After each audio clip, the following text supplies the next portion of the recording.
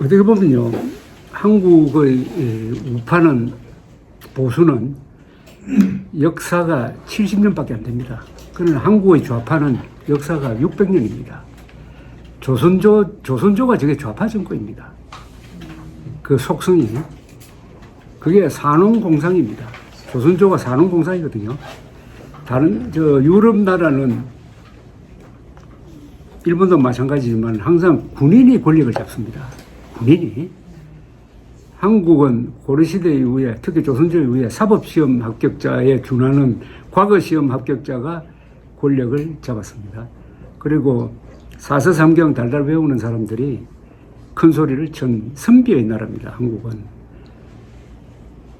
그런데 이 세계 역사를 보면은 이 문민이 다스리는 나라는 발전이 안 됩니다. 경제가 발전 안 하고 과학도 발전 안 하고 기술도 발전 안 해요. 전쟁을 모르니까.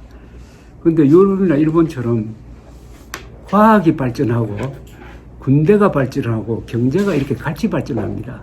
그런 나라가 근대화를 하고 민주주의를 만들어내는 거죠. 민주주의는 군사 문화에서 나오는 거지. 문민 문화에서는 그게 안 나옵니다. 그런데 이 전통이 대한민국을 세우면서 이제 퇴색하기 시작합니다. 도전하기 시작하죠. 즉, 이승만, 박정희야말로 조선조의 산업공상에 도전한 사람들입니다. 이 사람들은. 이승만 대통령은 기독교 정신, 그리고 박정희는 군인이라는 이런 백그라운드를 가지고, 박정희는 산업공상은 안 된다. 그때 사자는 뭐냐? 저 같은 기자, 검사, 판사, 정치인들, 지식인들, 이 사람들이 사자입니다. 현재. 이 사람들이 주도하는 나라는 안 되고, 상공농사라 해야 된다. 장사하는 사람이 제일 중요하다. 그 다음에 물건 만드는 사람, 상공농사, 농사 짓는 사람, 사자는 제일 꼴찌로 넣었어요. 그래서 박정희가 우리나라 역사상 791년 만에 군인이 집권한 기록입니다. 그래서 3대에 걸쳐서 군인 출신 대통령이 나오고 30년을 집권했습니다. 비로소 그동안에 눌려 있었던 군인, 기업인, 과학자, 기술자, 그리고 관료들이 역사를 만들어가는 주력 세력이 되죠. 여기에 반대하는 사람들이 기자들이죠. 주로 민주화 운동한다면서. 그런데 87년 이후에 민주화 시대가 되니까 다시 조선조로 돌아가고 있습니다. 산업공상으로. 한국에서 권력을 잡은 사람이 다 사자 아닙니까? 사자. 그런데 이 사람들의 수준이 어떠냐? 주로 위선적이고, 이런 데는 뭐 잘하지, 뭐. 위선적이고, 남 약점 캐고, 그러나 건설적 대안이 거기서 과연 나오느냐? 하는 문제가 생깁니다. 다시 조선조로 지금 상당히 돌아가고 있습니다. 권력 관계에서는 그렇습니다. 그러나 이 사회의 다른 분야는 권력 관계에서는 그러니까 한국은 기자의 힘이 약화돼야 돼요. 그리고 검사의 힘이 약화돼야 되고, 판사의 힘도 약화돼야 되고, 지식인의 힘도 약화가 돼야 될 나라입니다. 교수의. 그럼 누가 그 메우느냐? 전쟁하면 군인이 나오겠지만, 그 전에 뭐 기업인이나 과학인이나지. 그러고 이 지식인들이 교양 있는 지식인, 역사적 안목을 가지고 있는 지식인으로, 교양을 갖춘 지식인으로 바뀌어지고 하는 이런 게, 그래서 한국에서는 언론이, 사실은 권력 관계에서는 언론이 제일 세죠. 그런데 자리에 있으려면은 국어를 정확하게 해야지. 국어. 그 다음에 국사 아닙니까? 국민을 만들어내는 게 두 가지 아닙니까? 국사와 국어 아닙니까?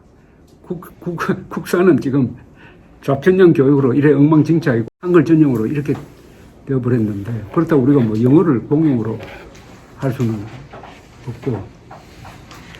그러나 나는 윤석열 대통령이 지금 오늘 이 자리에 있었던 이런 문제를 잘 이해하는 분인 것 같은 느낌을 받아요. 이분이. 요사이 해외 큰 무대에서 이 사람이 당당하게 하는 거라든지 이런 걸 보면은 1년보다 참 많이 변했고, 외교, 이제 외교 아무리 잘해도 정치 실패하면 안 된다고 봤는데 오히려 요사이 보니까 여론 같은 걸 보니까 워낙 외교를 잘하니까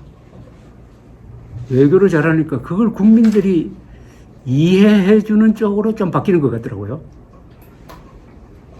그건 아주 저는 중요한 변화라고 봅니다. 그리고 이번에 전번에 워싱턴에 가서 북빛 만찬하면서 마이크 잡고 노래 잘 불렀잖아요. 아메리칸 파이. 제가 미국 그 유튜브 그게 아주 세계적으로 인기였습니다. 그 한 1분 한 몇 초 동안 아메리칸 파이 부르는데 거기 댓글을 많이 달았어요. 워싱턴 포스트 이런 데 댓글을 봤더니 정말 윤석열 대통령을 좋아하는 미국 사람들이 많이 생겼어요. 노래를 잘 불렀다는 겁니다. 그리고 무엇보다도 선곡을 잘했다 그래요. 이 아메리칸 파이는 미국에서 한 시대를 이렇게 상징하는 노래고 거의 대대로 할아버지 이렇게 대대로 부른 노래고 아주 노래가 고급 노래 아니겠습니까? 그리고 이 사람이 역시 많이 놓은 게 거기서 들은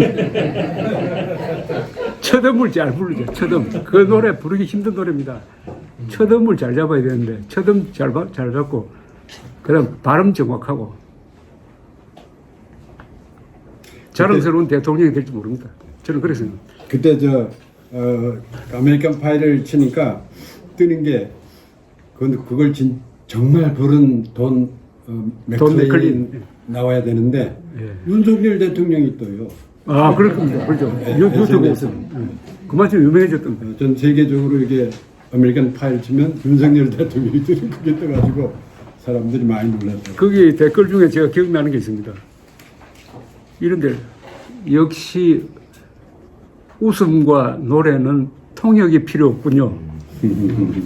또 바이든을 굉장히 칭찬했더라고요. 바이든이 윤석열을 이렇게 띄워주고 자기는 뒤에 빠진 그 바이든의 그 젠틀맨십이라고 그래요. 그게 좀 좋다는 거고 또 BTS나 해가지고 한국 사정에 밝은 사람들이 한국에는 가라오케라는 게 있는데 윤석열 대통령은 가라오케에서 평소 연마한 실력을 발휘했다 뭐 이렇게 어쨌든 그렇게 나쁜 악평이 하나도 없더라고요. 역시 노래가 노래의 영향력이 엄청나다는 걸 느꼈습니다. 아까 황영웅 이야기가 나왔는데 여러분 가시면은 여기 핸드폰으로 인생아 고마웠다는 노래가 있어요. 황영웅 노래 인생아 고마웠다. 그거 꼭 한번 들어보시기 바랍니다. 인생아 고마웠다. 오늘 좋은 말씀에서 감사 뜻으로 박수.